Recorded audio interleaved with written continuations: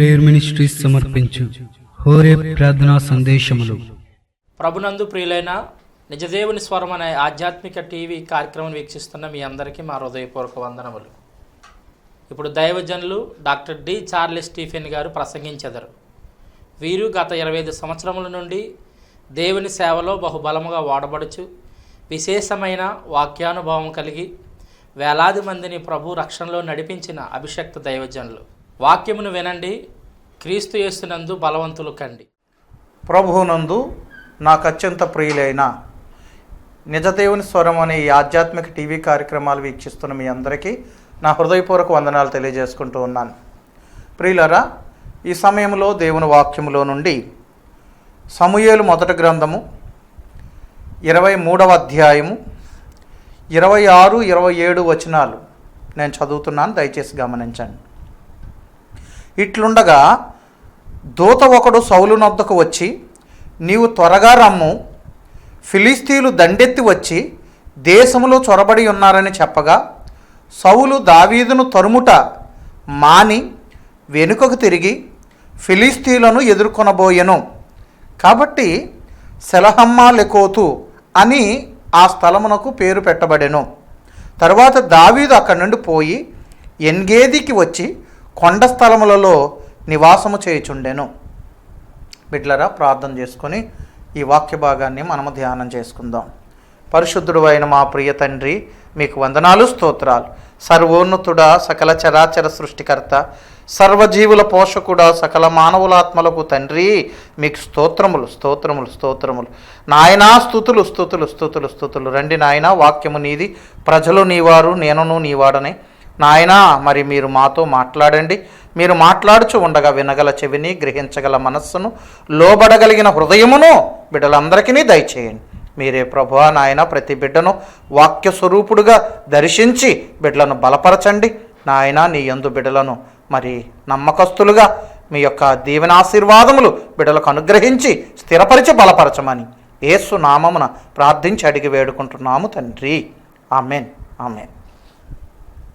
బిడ్డలారా, దేవుని వాక్యంలో మనం గమనించినప్పుడు ఇక్కడ దావీదు జీవితంలో ఎదురైన ఒక సంఘటన మీ దృష్టికి తీసుకురావాలని నేను ప్రేరేపితుడయ్యాను. అదేంటంటే సెలహమ్మా-లెకోతు అనేటువంటి ఒక శిల. దాని గురించి మీకు తెలియచేయాలని నేను ఆశ కలిగి ఉన్నాను. అది ఎలాగంటే, దావీదు జీవితంలో అనేక పోరాటాలు, అనేక యుద్ధాలు సంభవించిన సంగతి మనం ఎరుగుదాం. దావీదు రాజుని ఎలాగైనా సరే చంపాలని సౌలు సైన్యము వేటాడినట్లుగా అతన్ని మరి తరుముతూ అనేక ప్రాంతాలు సంచరించినట్లుగా దేవుని లేఖనంలో మనం చూస్తూ ఉన్నాం. ఆ విధంగా ఉన్నప్పుడు మరి ఒకానొక సందర్భంలో దావీదు జీపు అరణ్యంలో అక్కడ నివసిస్తున్నాడన్న సంగతి జీఫీలు తెలుసుకొని సౌలు రాజు దగ్గరకు వచ్చి చెప్పారు, దావీదు మా ప్రాంతంలోనే ఉన్నాడు, అతన్ని మేము మీకు పట్టి అప్పగిస్తామనేటువంటి విషయాన్ని సౌలు రాజుకి తెలియచేశారు జీఫీలు. బిడ్లరా, ఇక్కడ మనం చూసినప్పుడు సమూయేలు గ్రంథము మొదటి గ్రంథము 23వ అధ్యాయం 14వ వచనాన్ని నేను ఒకసారి చదువుతాను, దయచేసి గమనించండి.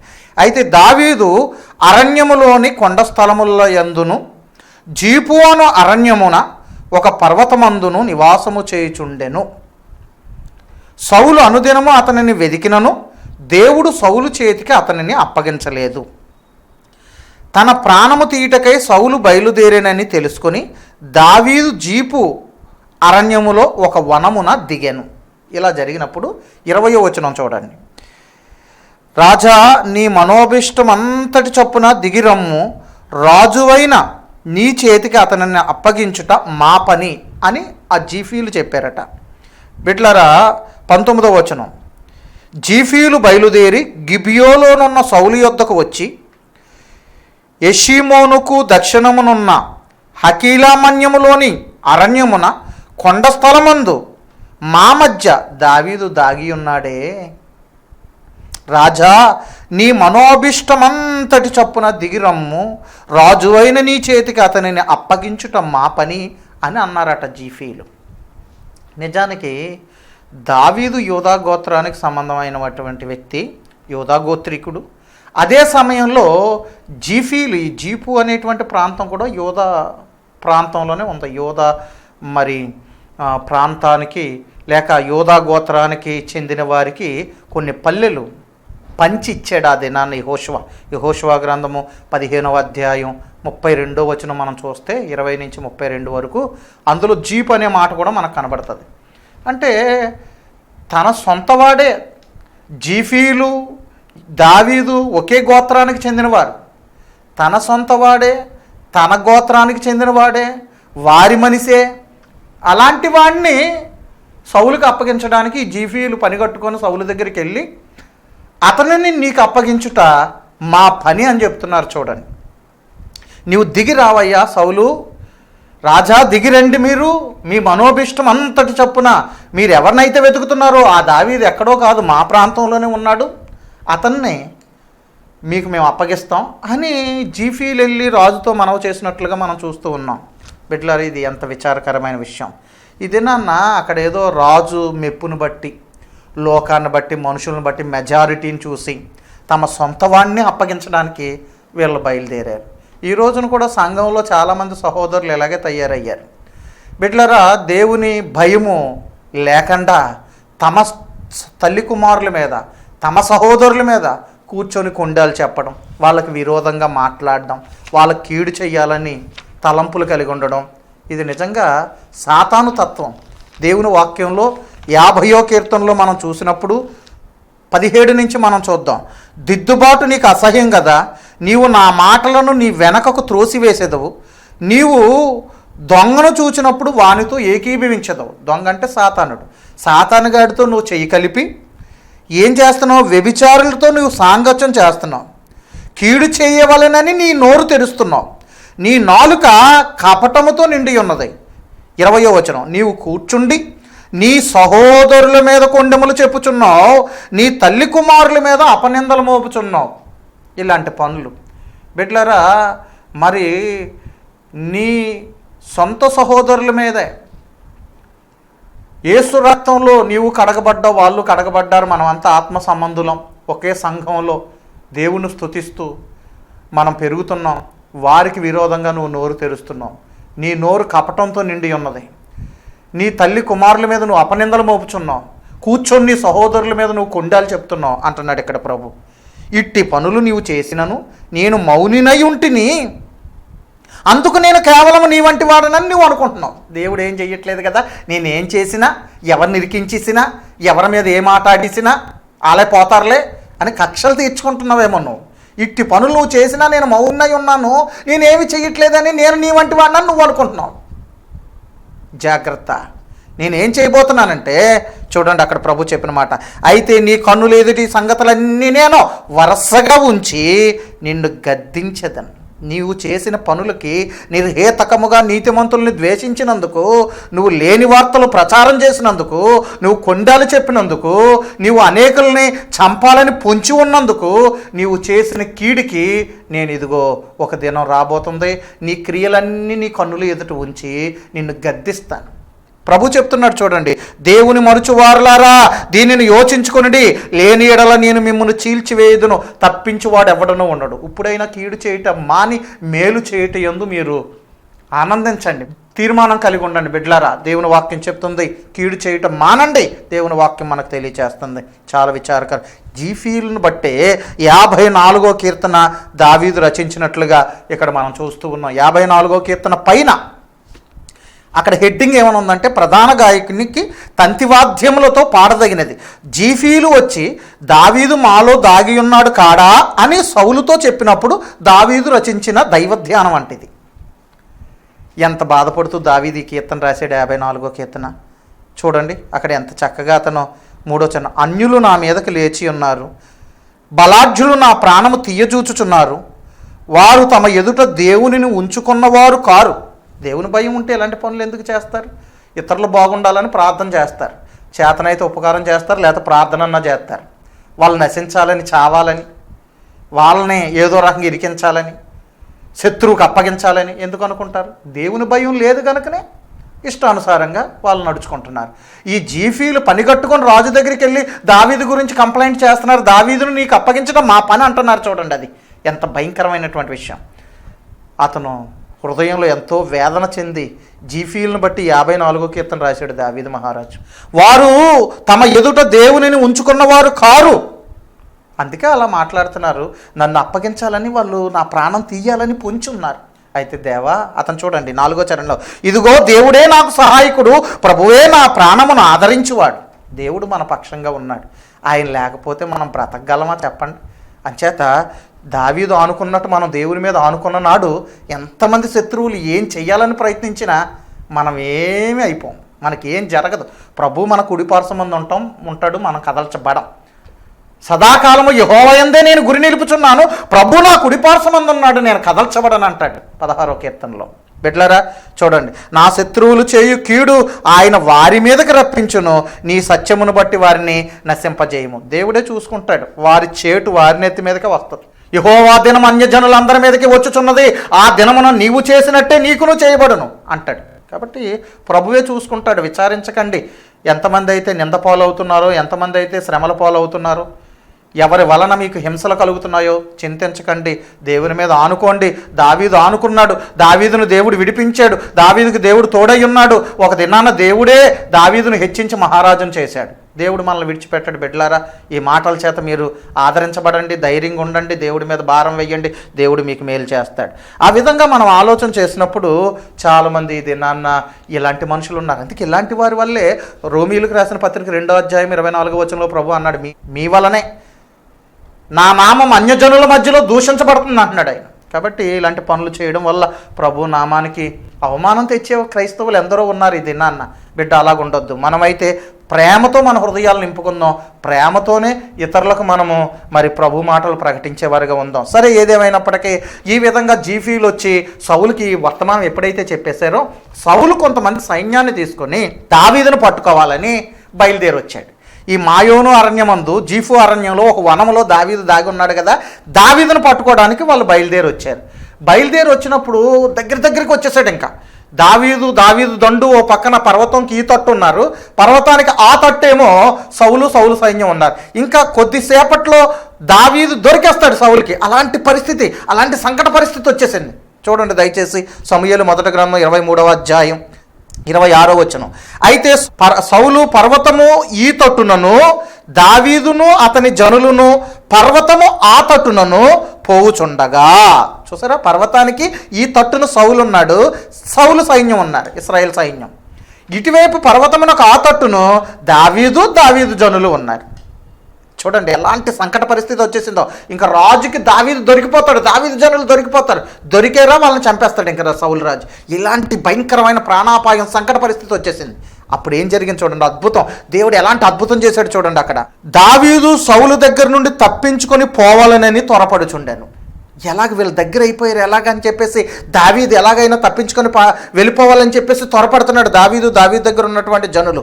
ఈ లోపల ఏం జరిగిందంటే, సౌలును అతని జనులను దావీదును అతని జనులను పట్టుకొనవలెనని వారిని చుట్టుకొనుచుండిరి. అప్పటికి దగ్గరికి వచ్చేస్తున్నారు. సౌలు సైన్యము దావీదును అతని అనుచరులని ముట్టడి వేసేస్తున్నారు. సరిగ్గా ఆ టైంలో అద్భుత కార్యం, దేవుడు ఎలాంటి అద్భుత కార్యం చేశాడంటే, బిడ్డలారా చూడండి ఎలాంటి అద్భుత కార్యం చేశాడంటే 27వ వచనం. ఇట్లుండగా దూత ఒకడు సౌలు దగ్గరకు వచ్చి, ఓ పనివాడు సౌలు దగ్గరకు వచ్చాడు. పట్టణంలోంచి పరిగెత్తుకుంటూ వచ్చాడు. ఎక్కడో ఈ జీఫు అరణ్యంలో, ఈ వనములో ఇక్కడ సంచరిస్తున్న సౌలు దగ్గరకు వచ్చాడు. ఈ పర్వతాల దగ్గరికి వచ్చి ఏమని చెప్తున్నాడంటే, నీవు త్వరగా రమ్ము, ఫిలిస్తీయులు దండెత్తి వచ్చి దేశంలో చొరబడి ఉన్నారని చెప్పాడంట. ఫిలిస్తీయులకి అన్యులు, దావీదుకి ఫిలిస్తీన్లకి సంబంధం ఏముంది? లేదన్నా ఇతనికి ఫేవర్ చేద్దాం అనుకున్నారా ఏంటి, ఉపకారం చేద్దాం అనుకున్నారా ఏంటి? కాదు. కరెక్ట్గా ఆ సమయంలో దావీదును రక్షించడానికి దేవుడే ఫిలిస్తీన్లను ప్రేరేపించి ఈ ఇశ్రాయేలు దేశం మీదకి దండెత్తేటట్టుగా సౌలు వెంటనే ఆ ఫిలిస్తీన్ల కోసం వెళ్ళేటట్టుగా అక్కడ ప్రభు ఒక ప్రణాళిక సిద్ధం చేశాడు. పరుగున ఒక దూత వచ్చాడు. అయ్యా నువ్వు ఎక్కడుండిపోయేంటి రాజా, ఇదిగో పట్టణాన్ని ముట్టడి వేస్తున్నారు, దేశాన్ని ముట్టడి వేస్తున్నారు, ఫిలిస్తీన్లు దండెత్తి మన మీదకి వచ్చేసారు, మీరు త్వరగా రావాల్సింది అని కబురు చెప్పాడట. చూడండి, దూత ఒకడు సౌలు దగ్గరికి వచ్చి, నీవు త్వరగా రమ్ము, ఫిలిస్తీన్లు దండెత్తి దేశములో చొరబడి ఉన్నారని చెప్పగా. సౌలు దావీదును తరుముట మాని వెనకకు తిరిగి ఫిలిస్తీన్లు ఎదుర్కొనబోయెను.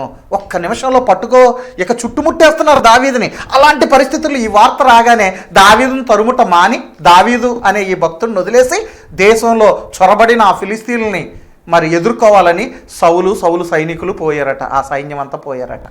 ఎలా తప్పించాడో ఒక్క నిమిషంలో ఆ మహానుభావుడు చూడండి. దేవుని ప్రణాళికలు ఎలాగ ఉంటాయి. అందుకే దేవుడైన యెహోవా దావీదుకు తోడై ఉండడం వల్ల అతడు ఎక్కడికి వెళ్ళినప్పటికీ విజయమును సాధించుకుంటూ వచ్చాడట.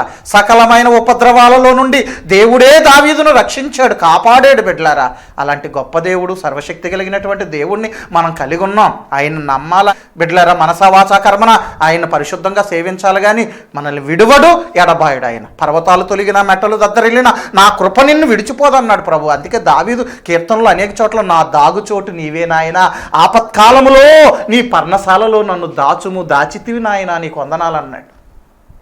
బిడ్డలారా, కనుక అలాంటి గొప్ప దేవుడు, సర్వశక్తి కలిగినటువంటి దేవుడిని మనం కలిగి ఉన్నాం కనుక ఈ దినాన్ని మనం ఆనందించాలి, స్తుతించాలి, దేవుడికి మనల్ని మనం అప్పగించుకోవాలి. దావీదు అలాగ అప్పగించుకున్నాడు, దేవుని మీదే ఆధారపడ్డాడు. మరి సౌలు చుట్టూ మరణం అతన్ని చుట్టుముట్టేసింది. అలాంటి పరిస్థితుల్లో దేవుడు తప్పించేశాడు. సౌలు సైనికులు వెళ్ళిపోయినప్పుడు ఆ పర్వత శిఖరాలు దిగొచ్చాడు కదా, ఆ శిఖరాలన్నీ ఉన్నాయి కదా, అక్కడ రాయబడినటువంటి మాట అతను శిఖరము దిగాను అనే మాట దేవుని వాక్యం మనం చదువుతూ ఉన్నాం. ఆ విధంగా 25వ వచనంలో మనం చూసినప్పుడు అతను శిఖరము దిగి వచ్చాను, కొండ శిఖరము. సౌలును అతని జనులను తన్ను వెదుకుటకు బయలుదేరిన మాట దావీదు విని కొండ శిఖరము దిగి మాయోను అరణ్యమందు నివాసము చేశాను. ఈ came down into a rock అంటే ఒక కొండ శిఖరం. ఆ యొక్క మనం ఆలోచన చేసినప్పుడు ఆ జీఫు అరణ్యములో ఆ మాయోను ప్రదేశమందు శిఖరాలు ఏవైతే ఉన్నాయో, ఏ పర్వత ప్రాంతాలు ఏవైతే ఉన్నాయో ఆ శిఖరము దిగి అతను వచ్చాడు కదా, ఆ ప్రాంతానికి, ఆ కొండ శిఖరాలకి, ఆ రాయికి అతను ఏమని పేరు పెట్టాడంటే అక్కడ మనం చూస్తే 28లో ఉంది, సౌలు దావీదును తరుముట మాని వెనుకకు తిరిగి ఫిలిస్తీయులను ఎదుర్కొనబోయాను కాబట్టి సెలహమ్మాలెకోతు అని ఆ స్థలమునకు పేరు పెట్టబడేను. సెలహమ్మాలెకోతు అని ఆ మాట పైన ఒకటేసి ఫుట్ నోట్లు ఏం రాశారంటే భయ విముక్తి శిల. అంతవరకు ప్రాణాలు అరచేతిలో పెట్టుకొని భయంగా దొరికిపోయాం మనం అని అనుకుంటున్నారు దావీదు వెనకాతలో ఉన్న అనుచరులందరూ. దావీదు కూడా భయభ్రాంతుడై త్వరపడుతున్నాడు, నేను తప్పించుకొని వెళ్ళిపోవాలి ఎలాగైనా సౌలు చేతిలో నుంచి, ఈ సైన్యం చేతిలో నుంచి. వేలాది మంది, లక్షలాది మంది వచ్చేస్తున్నారు దావీదును పట్టుకోవడానికి, త్వరపడుతున్నాడు. అలాంటి ఉపద్రవంలోంచి, ప్రాణాపాయంలోంచి దేవుడు తప్పించేశాడు గనక వెంటనే సేద తీరి ప్రాణాలు లేచి వచ్చి అనుకుంటున్నారు ఇది సెలహమ్మాలెకోతు అనగా భయ విముక్తి శిల. ఈ ప్రాణభయాన్ని, ఈ సంకట పరిస్థితిని ఆ మహానుభావుడు, భగవంతుడు, దేవాతి దేవుడు, జీవం కలిగిన దేవుడు, సైన్యములకు అధిపతి అయినటువంటి యెహోవా దేవుడు, పరిశుద్ధుడు తప్పించాడు, రక్షించాడు, మమ్మల్ని కాపాడాడు అని చెప్పేసి దానికి సెలహమ్మాలెకోతు, భయ విముక్తి శిల అని పేరు పెట్టారట.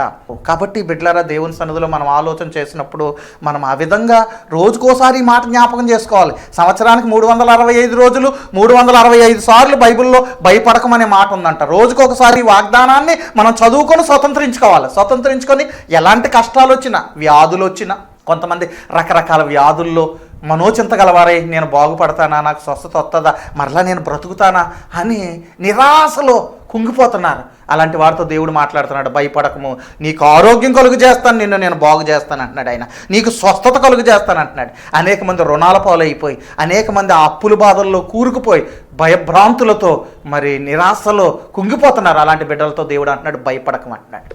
అనేక మంది శత్రువుల వల్ల భయం, అనేక మందికి ఆయా రీతులుగా రకరకాల భయాలు. దేవుడు అంటున్నాడు భయపడకు బిడ్డ, భయపడకు, నేనున్నాను నీతో, నేనున్నాను, నీకు సహాయం చేయవాడని నేనున్నాను, నువ్వు భయపడక. భూమి మార్పు నొందిన, నడి సముద్రాల్లో పర్వతాలు ములిగిన, ఆ పొంగులకు నురుగు కట్టినా మీరు ఆ పొంగులకు భయపడరు బిడ్డలారా. లోకమే మారిన, పర్వతాలే మునిగిన, సముద్ర తరంగాలు ఘోషించిన, ఆ కరుళ్ళు పైకొచ్చి పొంగులకి నురుగు కట్టిన, మీరు ఎలాంటి మార్పులు, ఎలాంటి ఉపద్రవాలు కలిగినా మనము భయపడము. ఎందుకు భయపడమంటే గొప్ప దేవుడు, సర్వశక్తి గల దేవుడు మన పక్షంగా ఉన్నాడు, మనకు సహాయం చేయవాడు. ఆపత్కాలంలో నమ్ముకొనదగిన సహాయకుడు ఆయన దేవుడు, మనకు దుర్గమును ఆశ్రయమునై ఉన్నాడు. ఆపత్కాలములో ఆయన నమ్ముకొనదగిన సహాయకుడు అనే సత్యాన్ని బిడ్డ నువ్వు ఎప్పుడు మర్చిపోవద్దు. సెలహమ్మాలెకోతు అనే మాట మీరు జ్ఞాపకంలో పెట్టుకోండి. అంటే భయ విముక్తి శిల, ఆనాడు అంత భయంకరమైన సంకట పరిస్థితుల్లో ప్రాణాపాయంలో దావీదును తప్పించిన దేవుడు, దావీదు జనులను తప్పించిన దేవుడు నిన్ను కూడా తప్పించి కాపాడి రక్షించడానికి ఆయన సమర్థుడు అనే విషయాన్ని బిడ్డలారా నేను మీకు వినయపూర్వకంగా విన్నవించుకుంటూ ఉన్నాను. నేను ఈ విషయాన్ని చెప్తాను మీకు. మొట్టమొదటగా నరక భయం నుండి, మరణ భయం నుండి మనల్ని తప్పించేటువంటి వాడై ఉన్నాడట. మనలో ఉన్నటువంటి ఆ మరణ భయాన్ని తొలగించి, నరక పాత్రమైనటువంటి ఆ శిక్షను తప్పించి, నిత్య జీవానికి మనల్ని నడిపించడానికే ఆ దేవదేవుడు ఈ లోకంలోకి వచ్చాడనే సత్యాన్ని బిడ్డలారా మనం గమనించాలి. యోహాను సువార్త 5వ అధ్యాయం 24వ వచనాన్ని నేను చదువుతున్నాను, దయచేసి చూడండి.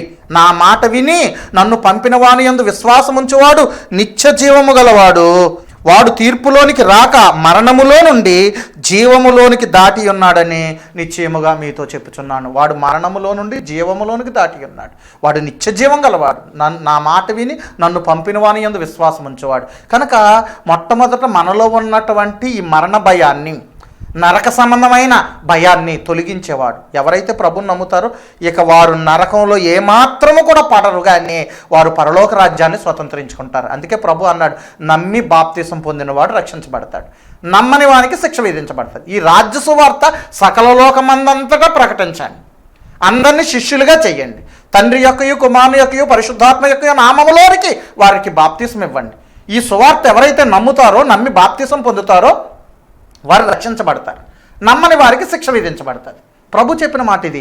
ఆ మాట శిష్యులు పట్టుకొని ఆ దేశాలు తిరిగి ప్రభు వాక్యం ప్రకటించారు. ఎప్పుడైతే ఆయన మాట నీవు వింటావో, ఆయన యందు విశ్వాసం ఉంచుతావో, నిత్య జీవము కలిగిన వాడు అవుతావు. నువ్వు మరణములో నుండి జీవములోనికి దాటి నీ పేరు జీవగ్రంథంలో రాయబడి పరలోక రాజ్యానికి నీవు హక్కుదారురాలివి అవుతావు బిడ్డ. కాబట్టి ఈ దినాన్నైనా ప్రభు అయిన యేసునందు విశ్వాసం ఉంచు. ఆయన జీవము కలిగిన దేవుడు, నీ భయాలన్నీ తొలగించగల సమర్థుడు అనే సత్యాన్ని బిడ్డలారా నేను మీకు తెలియచేస్తూ ఉన్నాను. రెండవది, లోకంలో మనకు కలిగే శ్రమలన్నిటి నుండి మనల్ని విడిపించడానికి ఆయన సమర్థుడు. లోకంలో ఎటువంటి ప్రాబ్లమ్స్ నువ్వు ఫేస్ చేస్తున్నావో, మనుషుల వల్ల, రకరకాల పరిస్థితుల వల్ల ఎలాంటి ప్రమాదాలు నీకు సంభవిస్తున్నాయో, లోకంలో ఎదురయ్యే ప్రతి భయము నుండి నిన్ను విడిపించడానికి ఆయనే భయ విముక్తి శిల, ఆయనే సెలహమ్మాలెకోతు అనే మాట మీరు జ్ఞాపకం పెట్టుకోండి. యోహాను సువార్త 16వ అధ్యాయం 33వ వచనాన్ని చదువుతున్నాను.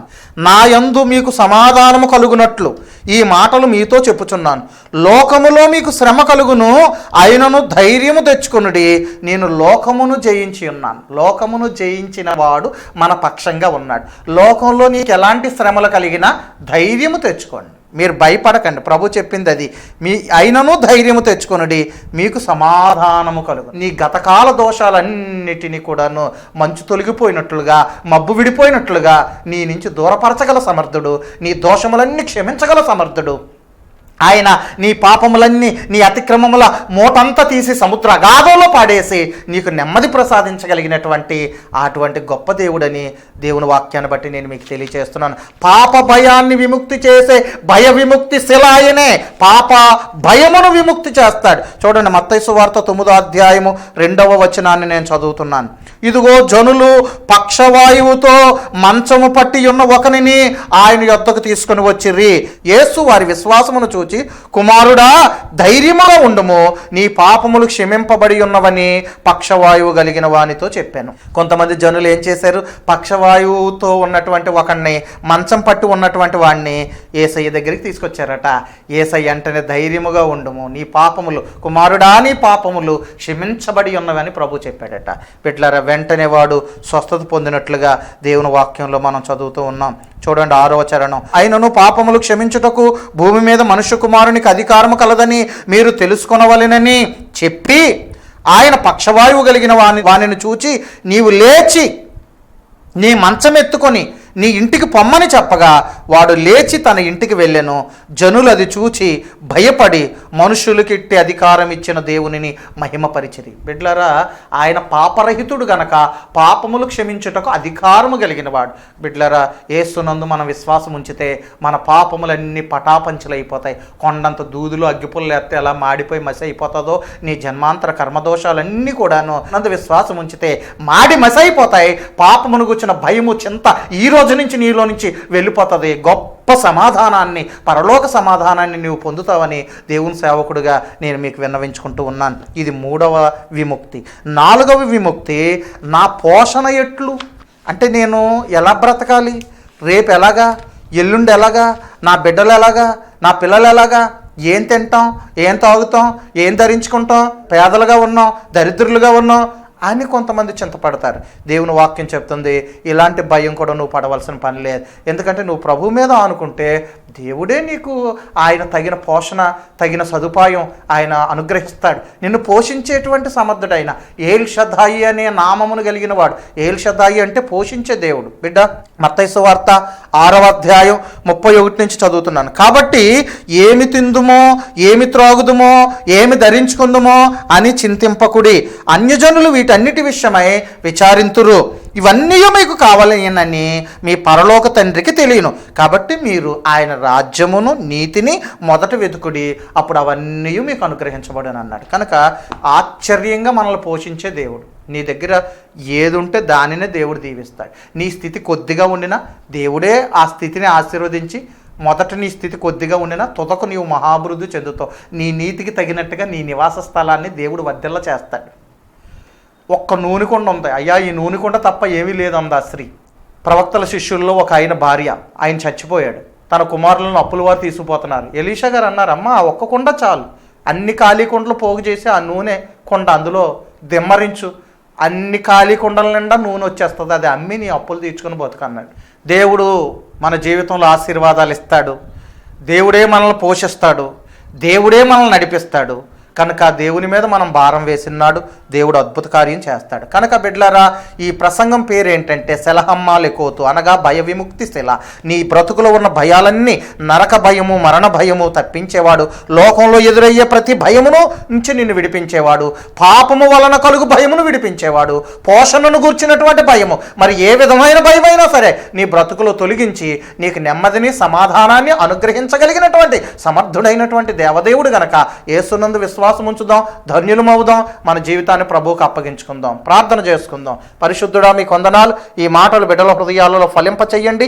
దుష్టుడు ఎత్తుపోకుండా నీరు కట్టండి. ఇంతవరకు దేని గురించి అయినా, ఎవరి గురించి అయినా, ఏ పరిస్థితి గురించి అయినా భయముతో బ్రతుకుతున్నటువంటి బిడ్డలైతే వారు ఇప్పుడే నీ వాక్యమును బట్టి ధైర్యము తెచ్చుకొని నీ మీద ఆనుకునే బిడ్డలుగా చెయ్యండి. బిడ్డలందరినీ ఆశీర్వదించి మేలుతో ముందుకు నడిపించండి. వారిలో ఉన్న భయాలన్నీ యేసు నామమున ఇప్పుడే వాక్యం వింటున్న తోడనే తొలగిపోవును గాక. బిడ్డలకు జయము కలుగును గాక, ఆశీర్వాదము కలుగును గాక.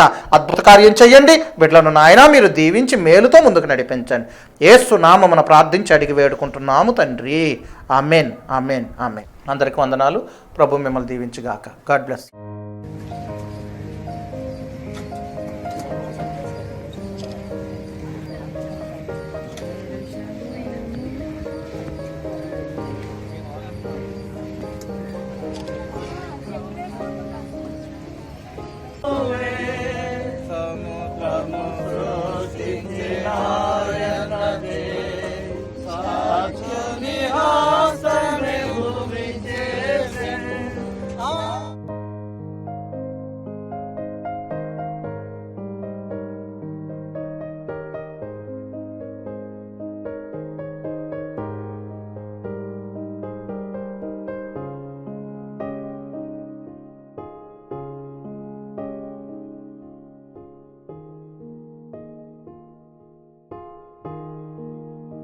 మరిన్ని వివరములకు మీరు సంప్రదించవలసిన మా చిరునామా డాక్టర్ డి చార్లెస్ స్టీఫెన్ గారు, ఓరే ప్రేయర్ మినిస్ట్రీస్, బొమ్మూరుకొండ, బొమ్మూరు, రాజమండ్రి, తూర్పుగోదావరి జిల్లా, ఆంధ్రప్రదేశ్. మా పిన్ కోడ్ 533124. మీ ప్రార్థనా అవసరాలకు సంప్రదించవలసిన మా ఫోన్ నంబర్స్ 9154993333, మరొక నంబర్ 9395117777. మీ అందరికీ వందనాలు.